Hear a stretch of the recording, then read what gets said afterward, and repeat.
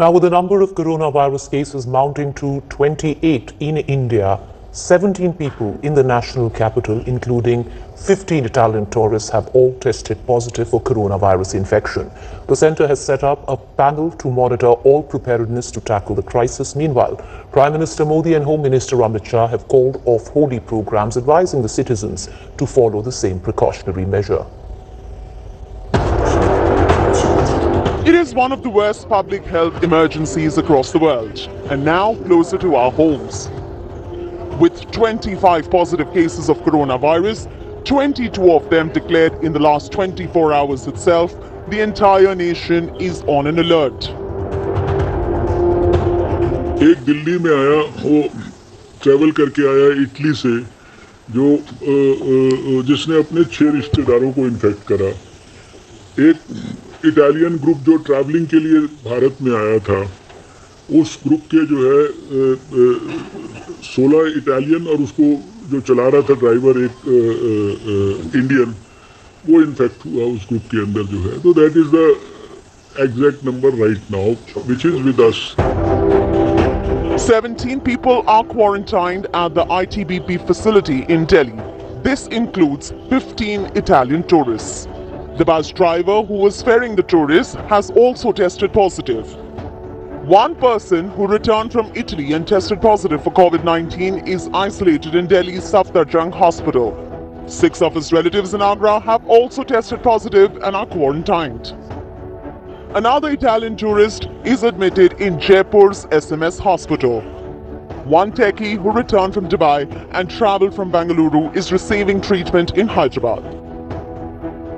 Prime Minister Narendra Modi has cancelled Holi Milan and urged citizens to do the same. A high-level committee will keep a vigil and monitor India's fight against coronavirus. 15 laboratories हमने पहले establish की थी first phase में ही। अभी 19 laboratories और establish कर दी हैं, जिसमें से 7-8 कल शुरू हो गई हैं, बाकी सब आज शुरू हो जाएंगे। Screening continues at more than 21 airports and more than 700 seaports across the country. Prime Minister himself is also personally heavily involved in looking at the way country is dealing with this virus. Every passenger who's landing on Indian airports, at the Indian airports, is being screened for coronavirus. So far, 15 centers are already operational. In the next couple of days, we would see 19 more coming up. This is Aishwarya Paliwal reporting for India Today with camera person Nasir Khan. He is one of the leading virologists in the world, and he decided that he needed to be quarantined for 14 days when he got back from China. When Ian Lipkin finished up his 2-week self-imposed quarantine, he went right back to work, advising and directing on how to beat the novel coronavirus pandemic spreading across the world.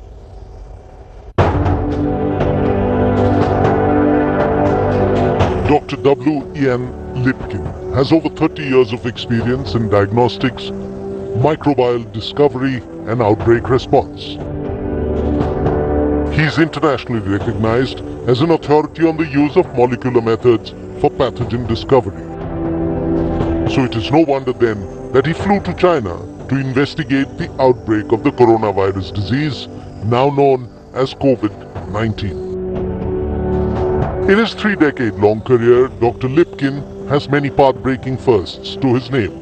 And over the years, he and his team have discovered or characterized more than 500 infectious agents, including Borna disease virus, West Nile virus, Lujo virus, and human rhinovirus C. Dr. Lipkin assisted the WHO and the People's Republic of China during the 2003 SARS outbreak and currently advises the Kingdom of Saudi Arabia in addressing the challenges of MERS, the 2 other types of coronavirus outbreaks that in the past decade or so have spread to different parts of the world. Dr. Lipkin is a professor of epidemiology at Columbia University and is scheduled to visit India on the 13th and 14th of March as a keynote speaker at the India Today Conclave 2020.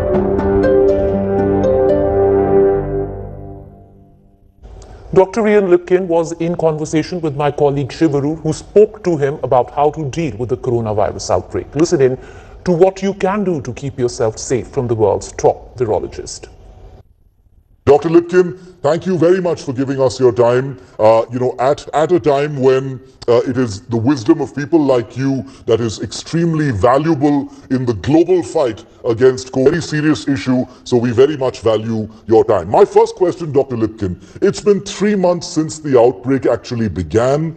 Why, in your view, sir, is there still no clear picture on the actual scale of the coronavirus pandemic? Why is it so difficult to get a fix on the full scope of this outbreak? Thank you, first of all, for the opportunity to speak with your audience. I really very much enjoy your paper, and I look forward to seeing you next couple of weeks. This virus is one of the most transmissible viruses that we've ever encountered as humankind. We don't know the full measure of people who've been infected. In part, this is because many people have very mild disease, and it's only those individuals who probably get a very large dose of the virus or who are otherwise compromised because of age or some other medical condition that shows signs of severe disease. So one of the ways in which we determine the full scope of infection is to use antibody tests. Antibody tests can give us evidence of previous infection even after the virus is gone. Once we complete those tests, we will know the full scope of people who've been infected with this virus. Right. My estimate is that when all is said and done, a large proportion of the world's population will have been infected. It may be even as much as seasonal flu. Dr. Lipkin, where are we in that fight? You say that, when all is said and done, a large part of the world population might actually have been infected. It could be like the seasonal flu. But in your assessment, where are we in the current fight to, achieving that point where it becomes, something like the seasonal flu? Is the end anywhere in sight?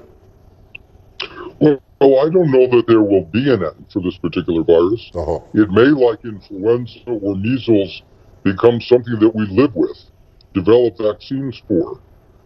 It could well be that this is back with us again next year. The difference is, I think by the time the next season rolls around, either in the northern hemisphere or the southern hemisphere for respiratory season, which would be your winter months, you will see that we will have a vaccine. So a vaccine is probably about a year away.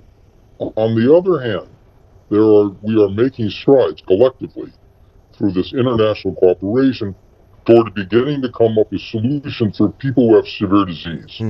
I know that China is starting a large study of individuals using something called plasma therapy. This is blood that's been collected from people who have recovered.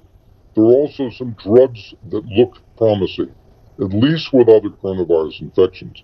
One of the things that I would encourage your readers to do, as you begin to have people who are known to be infected who have recovered, they should volunteer to provide plasma to your health authorities, ICMR, so that you can begin to develop your own plasma banks and you can treat people until such time as we have other drugs that are available and vaccines.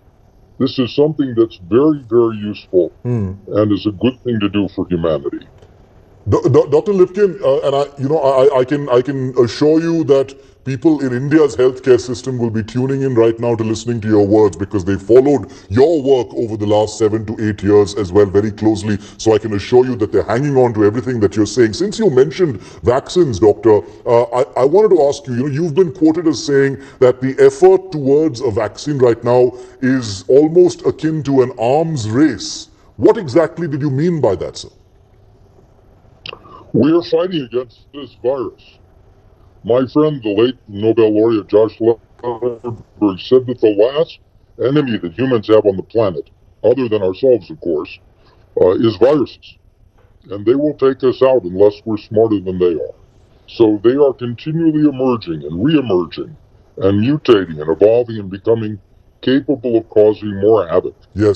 So again, by working together, and this is where people need, I think, to focus. If you think you are ill, you need to isolate yourself. Protect your fellow citizens.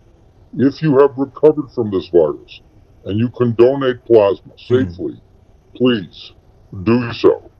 If you can promote research into cures and vaccines and other methods for diagnosing these and other infections, please do so. We need everyone to work on this fight. Dr. Lipkin, you're a physician, you're a doctor, and you're a scientist. So you've looked at the effects on human beings, and you also, conduct research into the virus itself. The question, people want to know is this virus mutating as we speak? Is it becoming more deadly as we speak? Viruses are always evolving. They are always mutating, adapting to their environment. Yes. We don't know whether or not this virus is going to become capable of causing more disease or less disease. It really could go either way. There is no evolutionary advantage to becoming more dangerous. The only thing that's important from a genetic viewpoint is whether or not you're able to reproduce yourself. Right. And sometimes the lifestyle you select is to be less capable of causing disease. So we have viruses that cause severe disease and kill, like Ebola, and we have others like herpes viruses and rhinoviruses that don't. Right. So there are many different niches for viruses. We don't think this one is yet settled on its niche. You've worked consistently in China, Dr. Lipkin, since 2003, since the SARS outbreak. You were an advisor there as well. How is the coronavirus? I mean, if you needed to explain this to, a layperson, how is the coronavirus really different from SARS and the common seasonal flu? Well, this virus is capable of causing disease in people that ranges from very, very mild to no symptoms to very severe symptoms. One of the things that's characteristic about it, however, is that it is extraordinarily transmissible. Yes. We think so the only cases that we're really aware of thus far are those people who present with severe disease or who have a PCR test that reveals its presence. There are many, many more people. I would estimate that probably 1% of people have any sort of severe disease, and the fatality rate is probably going to be ultimately around 0.1%. Similar to what we have with seasonal influenza. Seasonal influenza infects up to a third of the world's population. Yes. Every single year. So this may be similar. It is spread by respiratory droplets that you convey to your face, to your eyes, to your nose, to your mouth when you don't wash your hands often enough. In addition, people can cough on you, and the distance that seems to be important is somewhere between 1 and 2 meters. If you're more than 2 meters away from someone who is coughing or sneezing, the chances that you're going to become infected are dramatically lower. But this is why we are recommending for many people who would otherwise hold festivals and so forth this time of year, that this is not the right time. Okay, this is not the right time. That is, in fact, something that's very high on people's minds, because all manner of events, congregations, as you might have heard, Dr. Lipkin, have been cancelled here in India as well. Another thing, since we're talking about India, it's been a week of panic with with this sudden spurt of cases leading to all manner of theories. One of them being that the onset of the summer season, will actually see the virus recede in effectiveness. Is there any truth in that, sir? Well, we predict that it probably will lessen. Well, it's hard to say. But you can make the argument that as people spend more time out of doors, whether or not in close proximity to one another, that the ability of the virus to spread will be reduced. In addition, as droplets get heavier, you have more humidity in the air. Yes. They also travel less far. On the other hand, this is a new virus. We have no experience with it. So we're extrapolating from what we know about MERS, and which appeared, in the latter part of the 2010s. Yes. And this one, right, which in SARS in 2003. So people are still not even sure about the role of masks, versus gloves, versus caps, versus gowns. All kinds of things remain to be seen. Earlier this month, actually last week, I did an interview for a magazine here in New York where I said, I talked about what I called subway confidence. Yes. But the fact is, when you get onto a public conveyance and you're touching a handle or something that hundreds of other people have touched, you are running the risk of bacterial infections, viral infections, and so forth. So we encourage people to wear gloves. We think this is safer, at least for them. But then, of course, whatever you have in your glove gets carried to the next person. Yeah. But selfishly speaking, if you can avoid touching certain types of surfaces, you are much better off. You are safer. No, I'm glad you brought up the issue of the subway condoms, because my next question is really about that. Because things like asking people to avoid touching surfaces has led to an unusual sort of thing here in India, Dr. Lipkin. Like, there's been panic purchases of things like hand sanitizers and gloves and masks of every kind. People are hoarding these things. There are news reports that things are being sold at a very high cost. How long can this virus actually stay on surfaces? There is going to be a paper published soon that will describe some of this. So what I can only talk to you about is previous work Yes. that has been done with SARS. For the most part, most surfaces, certainly by 48 to 72 hours, you don't have any viable virus. Right. Other surfaces, like cardboard, it will be substantially less. So this work is being done by a team, at least one team that I know of, at the National Institutes of Health in the U.S., led by Vincent Munster. Yes. And I'm hoping he's going to be reporting those data soon. That said, if you get onto a public conveyance and you don't have something that you can use between you and the handle, whatever might be infected, you simply wrap your hand around a pole. That works as well. The most important thing is that if you're going to touch something, you want to make certain that you wash your hands before you touch your face. People touch their faces hundreds of times a day, and you convey the virus from the surface to the mucous membranes of the mouth, the nose, or the eyes, where you can infect yourself. This is good policy always anyway. The other thing, this is less of an issue in India than it is elsewhere. Yes. When you greet people, particularly like we do, handshaking, we don't do it anymore. Kissing on both cheeks, probably not a great idea. So I think this will have an impact on our culture. Apart from congregations, apart from the greetings, that you spoke about, Dr. Lipkin, would you say there are any thumb rules for travelers as well? Because that's another question that a lot of people have. You visited China, you came back to New York, you self-quarantined yourself, you take precautions in virtually everything you actually do, including the subway condoms. What would you say to travelers who are wondering about how to go about necessary travel? Well, you're not going to like what I have to tell you next. The only time that I ever get sick has been when I've been to India. And the last time was about 3 years ago when I went to Bhubaneswar, and I'm on my way to the airport, and we stop off at a monkey temple. And as I'm walking out of the exit, this monkey jumps on my back and sticks his fingers in my mouth. And everybody says, "Oh, that's such good luck." And I said, "No, I don't think so."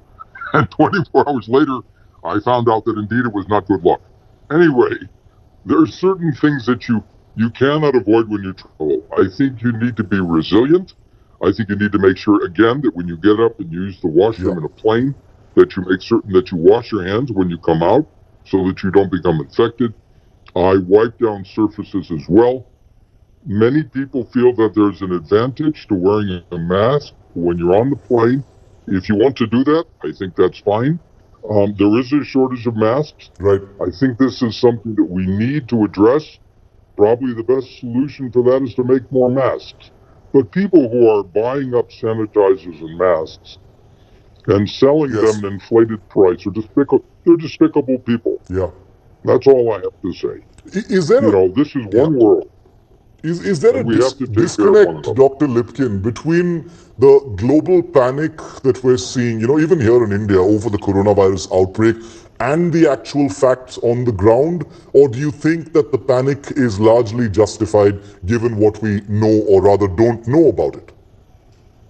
Well, panic is never justified. Panic basically paralyzes you. I think caution and concern are the appropriate response. We don't think that this virus is going to have a mortality rate that's anywhere near as high as people think it is. So let me explain this for your audience.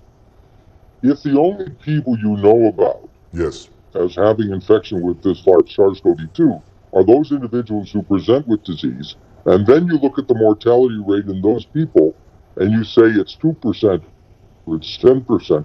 In some places, it's been as high as 10%. That gives you a misleading view because, number one, we know that there are many people who are infected who have no disease.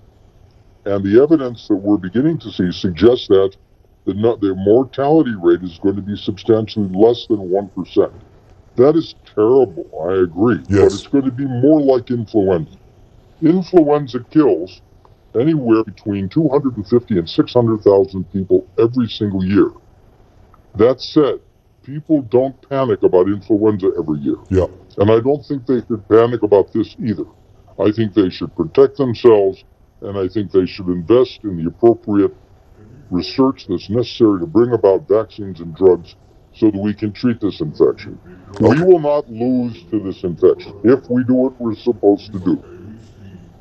And let's hope that those words ring true. Less than a year, perhaps, till a vaccine is discovered, and hopefully panic wherever it's happening right now will recede and the world understands coronavirus just a little bit better. Dr. Lipkin, always a pleasure. Thank you so much for sharing your thoughts with us here on India I'll Today. see you on the 13th.